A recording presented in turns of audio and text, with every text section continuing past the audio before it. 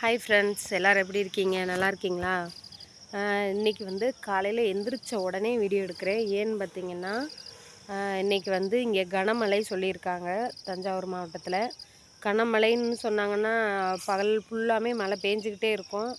நான் வந்து வீடியோ எடுக்க முடியாது.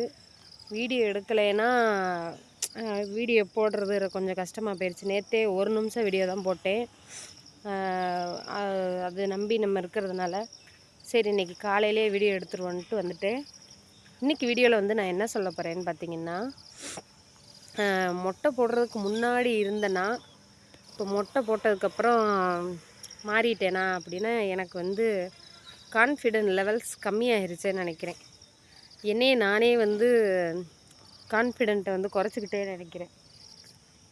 சரி ஃபஸ்ட்டு நான் ஏன் மொட்டை போட்டேன், எதுக்காக மொட்டை போட்டேங்கிறதையும் சொல்கிறேன். மொட்டை போட்டை வந்து என் பையனுக்கு வந்து தருண் இருக்கான்ல, அவனுக்கு வந்து கை உடஞ்சிருச்சு. எப்போன்னு பார்த்தீங்கன்னா, சுந்தர செல்வன் பிறந்து ஒரு 30 நாள் பிள்ளை, 30-35 நாள் இருக்கும்.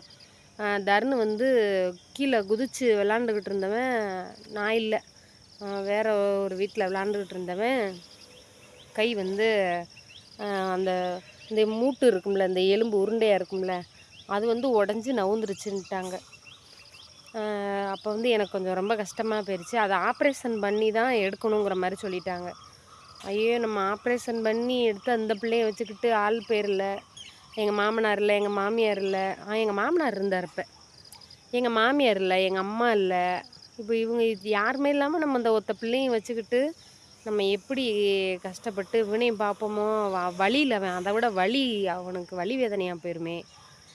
பிள்ளை ஃபியூச்சரில் வந்து ஏதாவது ஒரு ஏன்னா எனக்கு போலீஸ்னால் ரொம்ப பிடிக்கும்னு உங்களுக்கே தெரியும். நான் ஒரு போலீஸ் வெறியன். அது மாதிரி அவன் என் பிள்ளை கஷ்டப்பட்டுருவானோ ஏதாவது ஒரு வேலைக்கு போகிறதுக்குன்னு எனக்கு அது ரொம்ப என்னென்னமோ இது சிந்தனையில்.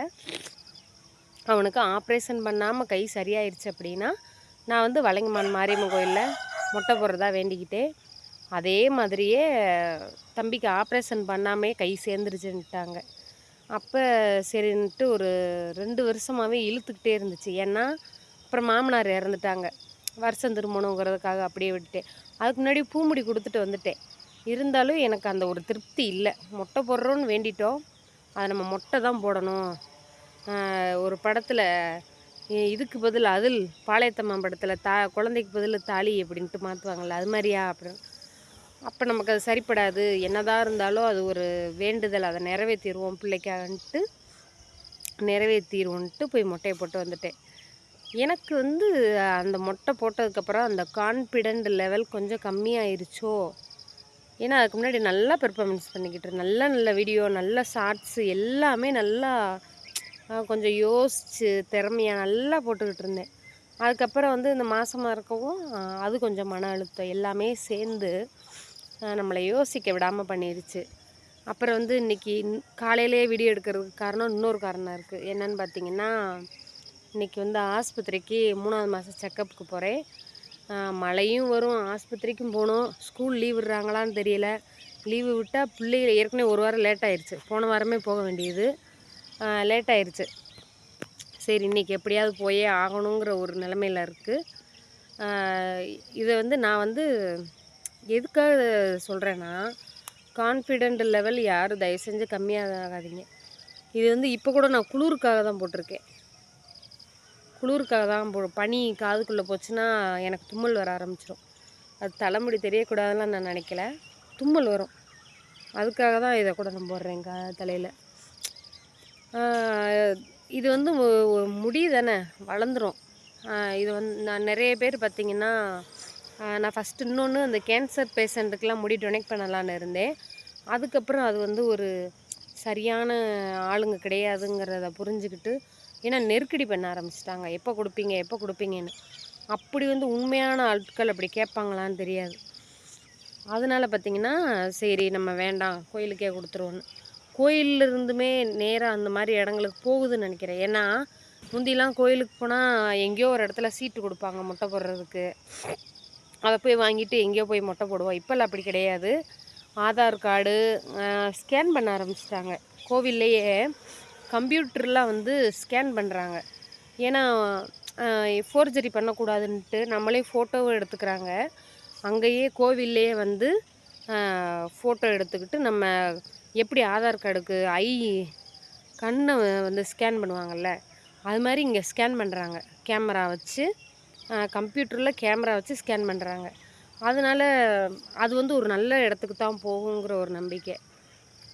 அடுத்து வந்து பார்த்திங்கன்னா, நம்பிக்கையோடு இருக்கணும். எனக்கு வந்து இப்போ கான்ஃபிடெண்ட்டாக தான் இருக்குது. ஏன்னா எவ்வளோ கஷ்டம் வந்தாலும் அதை வந்து தாங்கிக்கிட்டு அதுக்கு எதிராக போராடுறதுக்கு யூடியூப் எனக்கு உண்மையிலே ஒரு பெரிய தைரியம் கொடுத்துருக்கு. ஏன்னா முன்னாடி நான் ஜீரோ. எப்படின்னா ரொம்ப ஒரு வீட்டில் வெட்டியாக இருக்கிற ஒரு ஆள் மாதிரி தான். இந்த மண்ணுக்கு பாரமாக இருக்கிறேன்னு சொல்ல மாதிரி என் வீட்டுக்கு பாரம். ஏன்னா நான் 2 பிள்ளைகளை வச்சுக்கிட்டு எனக்கு உடம்பு முடியாத ஆள்.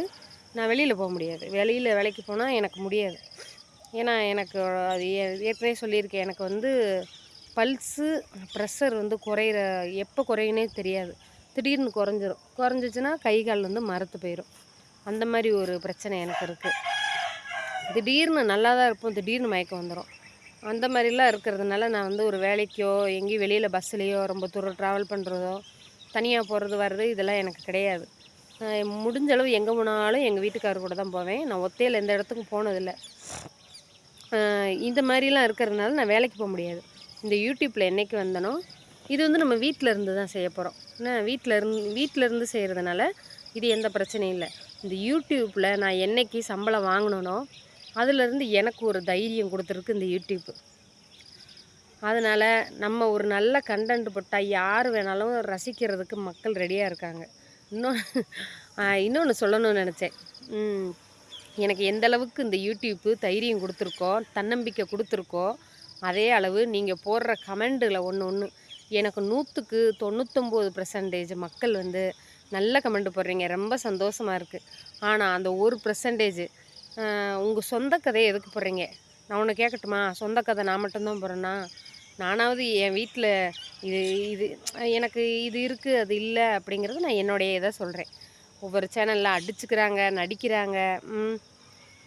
இத்தனாவது கல்யாணம், அத்தனாவது புருஷன், அத்தனாவது பொண்டாட்டி இந்த மாதிரிலாம் போட்டுக்கிட்டு இருக்காங்க. விடிஞ்சா சண்டை, அடைஞ்சா சண்டை, இந்த மாதிரிலாம் போட்டு மறுநாள் சேர்ந்துக்கிற மாதிரி போடுறாங்க. இப்படியெல்லாம் நிறைய வரும்போது என்னென்னலாம் பார்க்கக்கூடாதா யூடியூப்பில் அந்தந்த மாதிரிலாம் வீடியோ வந்துக்கிட்டு இருக்குது. அதையெல்லாம் பார்க்குற நீங்கள் எங்கள் சேனல்லாம் அப்படிலாம் ஒன்றுமே இல்லை, சரிங்களா? இதெல்லாம் அவங்களுக்கு இதெல்லாம் கால் தூசு. நிறைய பேர் உண்மையிலே நடிக்கிறாங்க யூடியூப்பில். அவங்களுக்கு முன்னாடி நான் ஏன் வீட்டில் உள்ள கதையை போடுறது எனக்கு பெருமையாக தான் இருக்குது. அதை போடக்கூடாதுன்னு சொல்கிறது அந்த 1%க்கு கமெண்ட் போடுறீங்களா, அவங்களுக்கு உரிமை கிடையாது. ஏன்னா இது என்னோடய சேனலு. என்ன பிடிச்சா பார்க்கணும், பிடிக்கலைன்னா போய்கிட்டே இருங்க, அவ்வளோதான். யாராக இருந்தாலும் என் நாட்டில் என்னென்னமோ நடக்குது, என்னென்னமோ போடுறாங்க. அதையெல்லாம் உட்காந்து பார்க்குறீங்க. சண்டை போட்டுக்கிறாங்க மாற்றி மாற்றி. அவங்க இவங்கள திட்ட, அவங்க இவங்கள திட்ட. நேற்று அடிச்சுக்கிடுவாங்க. அம்மா புள்ள தங்கச்சி இப்போ எல்லாம் அடிச்சுக்கிறாங்க. ஆளுக்கு தனித்தனியாக சேனல் வச்சுருக்காங்க. அதையெல்லாம் ரசிக்கிறீங்க. மறுநாள் விடிஞ்சா ஒன்று சேர்ந்துட்டோம் அப்படின்னு போடுறாங்க. அதெல்லாம் பார்க்குறீங்க. எங்களை மாதிரி மக்களையும் சப்போர்ட் பண்ணுங்கள். உண்மையிலேயே நிறைய பேர் இருக்காங்க கஷ்டப்படுறவங்க. குக்கிங் சேனல்லாம் இப்போ பார்க்குறதே இல்லை யாருமே. குக்கிங் போடுற மக்கள்லாம் பாவம் உண்மையிலே யூடியூப்பர்லாம். நான் பேசுகிறது எனக்கு தன்னம்பிக்கையாக இருக்குது. ரொம்ப சந்தோஷமாக இருக்கேன். இதை நான் எப்பயுமே ஃபாலோ பண்ணுவேன். இப்படித்தான் இருப்பேன். அதை பிடிச்ச அந்த 99% மக்கள், நிறைய அக்காக்கள் இருக்கீங்க, நிறைய அம்மாக்கள், நிறைய ஐயா, இவங்கெல்லாம் இருக்கீங்க. எனக்கு அது போதும். ஏன்னா ஒரு வயசில் மூத்தவங்க, அவங்களுக்கு அனுபவங்கள் நிறைய இருக்கும். பெண்கள் நமக்கு நிறைய எனக்கு சப்போர்ட் பண்ணுறீங்க. எனக்கு அது போதுங்க. பெண்கள் ஒரு பொண்ணை தான் புரிஞ்சுக்கிற முடியுமீங்கள்ல, அதுமாரி நீங்கள் என்னை புரிஞ்சுக்கிட்டா போதும். அந்த 1% பேக் ஐடி எனக்கு நீங்கள் பிடிக்கலைன்னா பார்க்க வேண்டாம், கமெண்ட் போட வேணாம், எதுவுமே பண்ண வேணாம், சரியா? நான் அந்த அப்பாவே நினச்சிக்கிற மாட்டேன். சப்ஸ்கிரைபருங்கிறது யூடியூப்பில் ஒரு கவுண்டு தான், ஒரு நம்பர் தானே ஒழிய, வெறும் 10,000 சப்ஸ்கிரைபர் வச்சுருக்கவங்களுக்குலாம் நல்ல நல்ல வியூஸ் போகுது. அதில் ஒரு சில இந்த சரண்யா வருஷா அந்த பிள்ளைய பார்த்துருக்கீங்களா? அந்த பாப்பாக்கெலாம் வெறும் 10,000 13,000 சப்ஸ்கிரைபர் தான். வியூஸ் எப்படி போகுது? மக்களை வந்து அதை ரசிக்கிறாங்க. அதுக்கு நம்ம என்ன பண்ணுறது? அவ்வளோதான் என்னால் முடிஞ்சது. பிடிச்சா பாருங்கள், பிடிக்கலைன்னா பார்க்க வேண்டாம். அது நான் அந்த 1% கமெண்ட் போடுறீங்களே, உங்களை தான் சொல்கிறேன். நானாக தான் இருப்பேன். நான் வந்து யாருக்காகவும் நான் மாற மாட்டேன். இப்படி தான் இருப்பேன். பிடிச்சிருந்தா லைக் பண்ணுங்கள், சப்போர்ட் பண்ணுங்கள், சப்ஸ்கிரைப் பண்ணுங்கள். பாய்.